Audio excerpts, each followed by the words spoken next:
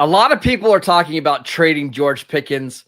That's not a good idea. We'll tell you why next.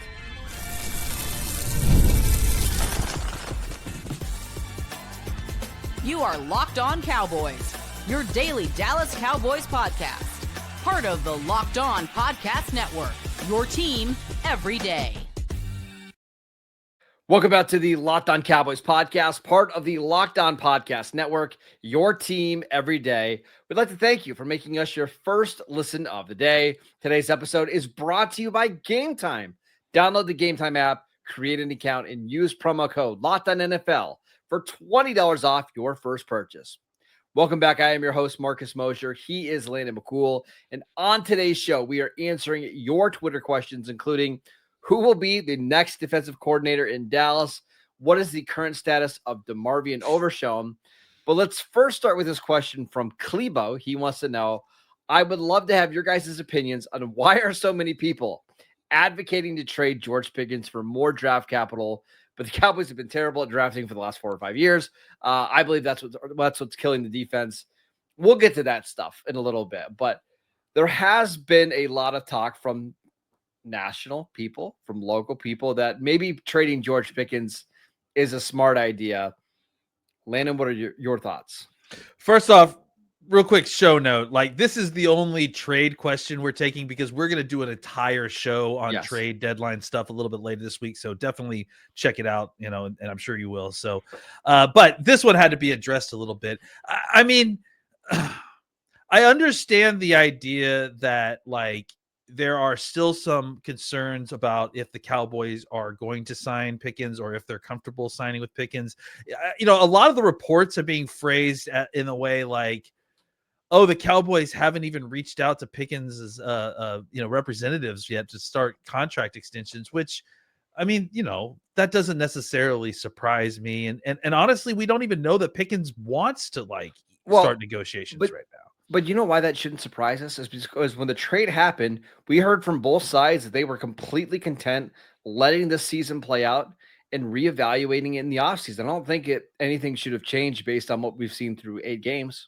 And honestly, I think this is what you and I actually prescribed for the situation, is that they wait, give him the whole season to see how it plays out, see how that situation plays out. Just because they've had an outrageous amount of success with at least on the field with Pickens so far. I mean, really off the field too. And if you're going through expectations, I think that you don't change the course of what the plan is. And so there's that part of it, like the lack of movement in signing him when, even though the Cowboys and Pickens all decided they didn't want to do that. So there's that. And then there's obviously there been a groundswell of trade talk that clearly is being fed to several beat reporters by people inside the Cowboys office for a soft launch, maybe agents trying to get a contract situation going. Who knows? But there clearly is some sort of quiet, not being discussed. It's not just being brought up by chance, conversation about Pickens being traded. I just don't. Again, we've lived through the Micah situation, and clearly now I've been burned by not believing the stuff until it actually happens. But I still kind of taking the stance that I feel like it's probably part of a larger negotiation situation, or something like that. Or I just can't imagine that anyone is seriously considering trading Pickens. I think, although I understand his value may be at its highest right now, and maybe you feel like beyond just the trade extension thing, you're worried about whether the other part of Pickens that hasn't reared its ugly head for the Cowboys, if it eventually will, and maybe you want to sell before that happens. But I just think with the way that the situation has gone, the one thing that we can say that has happened is that you've gotten enough production, way more production than you expected out of Pickens, enough that you are 100% interested in keeping him around. There are a lot of different angles here, but I want to start with this. I actually disagree that the value is higher now, because teams that are acquiring him would only get him for 8 or 9 weeks, depending on when you would acquire him, whether it's this week or next week, right? And teams are just very hesitant to give away high draft picks for guys that they only get a half season from and then either have to give a big contract or let him walk, right? So I don't think he's at his highest value, but you're right. The contract, the part that's actually being traded, is probably not. So that's a very good point. Right. So I can't see the Cowboys trading him for let's say to Buffalo for a 3rd round pick, because now you're just getting a lesser 3rd round pick than what you just traded to go out and acquire him. Like, you're getting absolutely no value outside of renting him for 8 games, right? I know some people are saying, well, why couldn't you get a 1st or 2nd round pick? There's teams that are really needy for a receiver. That's true. But Pickens is a unique player. He's been really clean in Dallas. Let's just be clear. But like going back to Georgia and going back in Pittsburgh, he's not the cleanest player off the field. So a lot of these teams are going to default to their pre-draft evaluation, and that's going to knock him down. So having said all that, you're just not going to get the value. And I honestly think this is the Cowboys just saying, hey, come blow us away with an offer, like a 1st round pick. And yeah, we'll consider moving him. That's not the case. The other part of this, Landon, is I don't think there's a rush for the Cowboys to sign him, because you do have the franchise tag, which is, I think, $26 million. And unlike the Dak deal or the Micah deal or the CeeDee Lamb deal, the ceiling is already set. Like, all of the top receivers in the league have already signed their deals, whether that's CeeDee Lamb, Justin Jefferson, Jamar Chase, Amon-Ra St. Brown. You're only going to be able to go so high. And I think even that next range of receivers, like the T. Higgins, the Jameson Williams, that's the range that he's going to be in. It might be give or take $1 million or $2 million from that, but like, it's pretty clear what his market is. Yeah, and it feels like, too, the Cowboys fans are rightfully, shell shocked with what happened with Micah Parsons. But we have to remember that the Cowboys, in succession, had to negotiate the deals for their the quarterback who was due, which is always going to be ultimately at top end of the market, and Dak was deserving of it. Dak's playing like he's earned it, right? CeeDee Lamb, a wide receiver, which is obviously another extremely high-end position where he's being paid top 3 of the market. And then obviously the Micah Parsons situation, where we're talking about, the most expensive non-quarterback. That's what was being negotiated. This is not that deal. But Pickens is a great player, but like you said, he's very clearly slotted in a spot. So the negotiations are not as broad as they would be in some of those top end market deals. So it makes the negotiation a little bit easier. And look, I think it's hard. I think the thing that we're not talking about specifically that is about who this player is how good of a fit he is specifically with the quarterback you have, right? Like, I mean, there's a reason that he was able to kind of come in the way he was and perform the way he did, is because this is the exact type of wide receiver that Dak has been missing since prime Michael Gallup, and Pickens is better than prime Michael Gallup. So I think that, that's the other thing that shouldn't be discounted here, is that the Cowboys spent a long time trying to find exactly this type of receiver. And there aren't a lot of these body types that do what he does anymore. And you have him on the team currently. And on the flip side, like, teams that would be trying to acquire Pickens, or if Pickens is in a free agent market, like, we know wide receivers are not scheme agnostic, right? Like, they need to be in the right fit. And I think, we've got a long history of receivers chasing more money elsewhere to land in a worse offense with a lesser quarterback, or sometimes even a better quarterback. I mean, there's been times where Tom Brady and the Patriots brought in really good receivers, but it just didn't fit their system. I think because Pickens likes Dak so much, he likes playing with CeeDee Lamb, I do think a deal gets done. I think the only thing that's up in the air a little bit is the length of the deal, which is nothing new for Dallas. But I think for both parties, it might make sense to do a 2 or 3 year deal, and then because Pickens is so young, let him hit the market at age 27, 28 again, when he can really cash in, if he could put together multiple good seasons. But I just don't. You traded Micah Parsons, so you had cap space that you could keep your good players. George Pickens is undoubtedly one of your top 7 players, 8 players in your team. You shouldn't let him walk. I agree. And I think it's silly to kind of talk about it, but I think we've explained why it's being talked about right now. You need to re-sign Pickens at the end of this year, or at least make sure he's on the team next year, some form or fashion.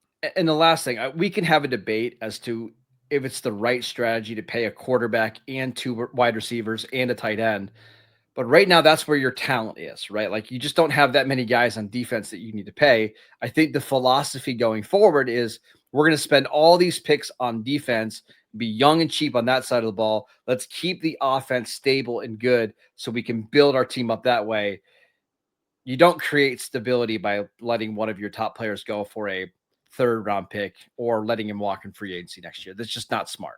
You have a clear window, fit him into that. Yep. Well, on the offensive side, it's easy to build up on the defensive side with young players. Go do it that way, and then flop it on the other end of it with a rookie quarterback and start all over.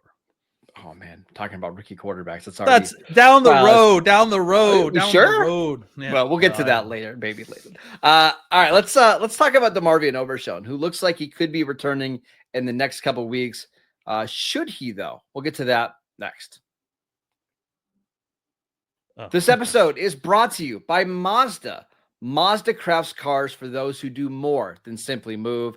Mazda delivers confidence with every ride with more IIHS top safety pick awards than anyone else.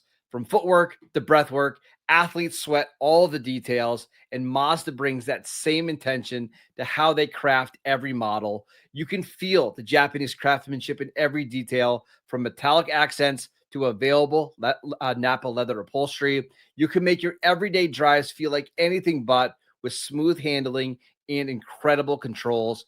And with all-wheel drive standard in every crossover SUV, you can drive with confidence through almost any season. And like our players, we sweat every detail, because when you make every move count, impossible becomes irrelevant. Mazda, move and be moved. This episode is brought to you by Game Time. The NFL season is back, and honestly, there's nothing better than being in the stadium surrounded by fans and cheering on your favorite team. But let's be honest, getting tickets can be a hassle between queues, login screens, and prices jumping at checkout. It's all incredibly frustrating, but that's why I use Game Time, the app that gives the advantage back to the fans. Game Time is fast, easy, and backed by the Game Time guarantee. You'll always get 100% authentic tickets delivered on time and at the best price. Plus, all fees are included, so the price that you see is the price that you pay. The app has made it super simple. I can even see the exact view from my seat before buying in the app. It's so fast, it's cheap, it's less stressful than any other way that I've bought tickets for other sporting events. So download the Game Time app, create an account, and use promo code LOCKEDONNFL for $20 off your first purchase. Terms apply. Again, that is promo code LOCKEDONNFL for $20 off. Swipe, tap, ticket, go download Game Time today. Welcome back to the Locked On Cowboys podcast. We'd like to thank you for making us your first listen of the day. We've got several questions about DeMarvion Overshown, Landon.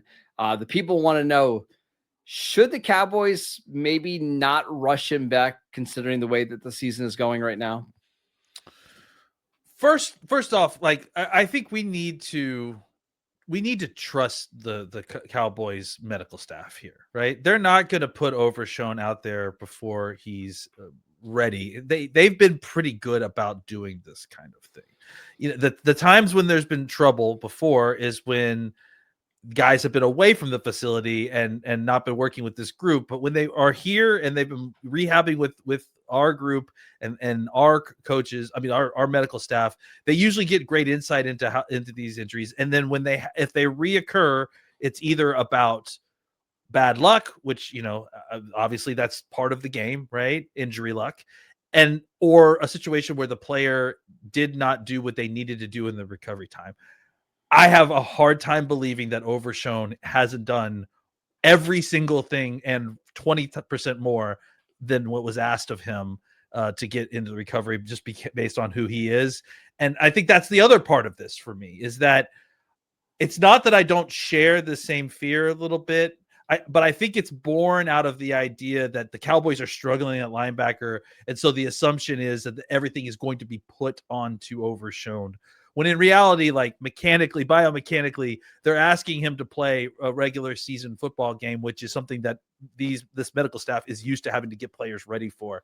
And then finally, I'll just say, if you're still concerned about the fact that maybe the Cowboys are rushing him back because they need him or whatever, then go just spend 30 seconds or 2 minutes or 5 minutes listening to Overshown himself speak about his recovery and his time frame and you will feel 100% times better that it's not the Cowboys that are, pushing him onto the field too early. It's him dragging the Cowboys medical staff along with him to get onto the field. They're still going to make sure it's safe. I understand the fear here, but I think it's more just a combination of the fact that this guy's had multiple injuries and the fact that there's a perceived extra amount of physical pressure being put on him because of the amount of bad play that he has to make up for when he's on the field. I mean, football players want to play football. It's kind of that simple. Like, you can only protect them so much. I do think the Cowboys need to be wise about how they ease him in, because a couple things. He hasn't played football in over a year. It's a new defense. I think you just want to gradually get him up in the same way that they did with Jadeveon Clowney, right? Like, Clowney didn't get 55 snaps right away. It took him a good month before he started to look like himself. And now you're getting some pretty good play from Jadeveon Clowney. I have to imagine the Cowboys are going to do that for Overshown. They're just not going to stick him out there and expect him to handle a usual amount of snaps. The other thing is they've got this Monday night game against Arizona. They've got the bye. They've got the Raider game. But you start looking at this like late November stretch where they're playing a bunch of games in a short amount of time. I do think they need to protect Overshown from himself a little bit. Sure. But that's not by holding him out of games. It's maybe just limiting the number of snaps. And honestly, we're already seeing the Cowboys rotate a ton of linebackers. Yeah. So that's nothing really new from them. I would just expect that to kind of be the norm once he gets back. Yeah, I think that's what it looks like. I think if people are perceived, at least, again, my perception is that he's not going to come back in and play, I hope, 75 snaps a game, right away or anything like that. No. I think it's going to be a situation where he becomes part of the rotation that's already naturally happening, right? And then as the season goes on, maybe once you get out of that, pre and post Thanksgiving game schedule where you have whatever it is, 3 games in 12 days or whatever, I think after that, you could start looking at increasing his snap percentage as the end of the season gets going and start ramping him up a little bit more. But I think they're going to play it smart. They understand how important he is. And they understand, I think, how important it is that they have him not only just for the 26th season, but also like having him for the training camp and for mini camps and the entirety of the off season. I think that's really, really important. So they're not going to risk that with this situation right here. They want him on the field because the Cowboys defense needs him, but that they also need him long term. And I think that they'll ramp him in an appropriate way. And I think the same thing can be said for Shavon Revel, the Cowboys' 3rd-round corner from East Carolina. They need him. They need another corner that can play on the outside. I think he's going to get rotated in, and then maybe the hope is by December, you can give him a starter level amount of snaps. The Cowboys have been through this with a lot of injuries, unfortunately, because they've had so many injuries. Like, they are pretty good about ramping these guys up. Yeah. The guys that have gotten into trouble are the guys like Trayvon Diggs, who, he played basically full starter snaps in week 1 after doing nothing in training camp, nothing in the preseason. And, there's some wear and tear there. I think they're going to be smart here, especially with 2 guys that are very young on rookie contracts. I think they're going to be smart. Yeah, I do too. And I think with Revel, I mean, he's not on like a shortened timeline. Like, they have actually already been very deliberate with the way that they've rolled him back in. And I would imagine that would continue once he starts getting actual snaps as well. So I think that, they've shown that they have a willingness here, that, they're not so desperate to throw guys on the field. I think that is one thing that they've handled well on this team. All right, let's talk about the next defensive coordinator for the Cowboys, because I think everybody just assumes that Matt Eberflus will not be back in 2026. Who are we looking to get? Is it Rex Ryan, Landon? Is it somebody else? We'll get to that next. I'm Cody Rourke from Locked On Broncos, and this episode is brought to you by Peloton. Peloton is shaping the future of fitness with the brand new Peloton Cross-Training Tread Plus, powered by Peloton IQ. This is Peloton's most advanced equipment yet, giving you real-time guidance and endless ways to move, whether you're running, lifting, or you're cross-training with your favorite instructors like Alex Toussaint. It's training reimagined to make your workout more personal. Peloton is built for breakthroughs with features that help you plan, stay motivated, and hit peak performance. You can let yourself run, lift, flex, and go while Peloton handles all the rest. Plus, Peloton IQ provides real-time strength coaching, tracking your progress and suggesting weights that challenge you so you can get stronger. Plus, the new movement tracking camera, it counts your reps and corrects your form in real time, making sure every rep is safer and smarter. So let yourself run, lift, flex, push, and go. Explore the new Peloton cross-training Tread Plus at onepeloton.com. Welcome back to the Locked On Cowboys podcast. We'd like to thank you for making us your first listen of the day. For your second listen, check out the Locked On NFL podcast. 2 shows every single day, one in the morning with Tyler Rowland, one in the afternoon with Tony Wiggins, available wherever you get your podcasts. All right, Landon, this last question comes from Dan. He wants to know, what would you guys look for in a defensive coordinator for next season? Again, apparently Dan is just firing Matt Eberflus right now. Can't blame him. What are your thoughts here? Yeah, I mean, I certainly can't blame Dan. That's what my first thought is. First of all, we have to just stop and recognize that this is would now be, I think, is it 5 DCs in 5 years? Well, so it would be Dan Quinn in 2023, Mike Zimmer in 2024. This year with Matt Eberflus, it would be 4 defensive coordinators in 4 years. And 4 different. Okay, so that's rough, man. And I think that I think you have to do something to try to keep a certain amount of continuity, at least in scheme, right? So you probably would like to find another rush 4, drop 7 guy, right? That can maybe, that is similar, in tenor, that maybe just does some more interesting stuff as well, right? That mixes it up. And I think, if you're looking at where to shop, I would say that you start looking at head coaches that get fired. I mean, again, it seems to be, it just didn't work with Eberflus, maybe necessarily, but I do think it's still a sound place to start looking, because that's where you're going to get a lot of qualified candidates. But I also think that it's worth looking into, maybe other, other defensive coordinators that you've worked with before, that maybe have assistants that you like, that maybe you could bring back a little bit of continuity. So I don't know that specifically Dan Quinn's hierarchy, because I think you're not going to be able to obviously steal their defensive coordinator.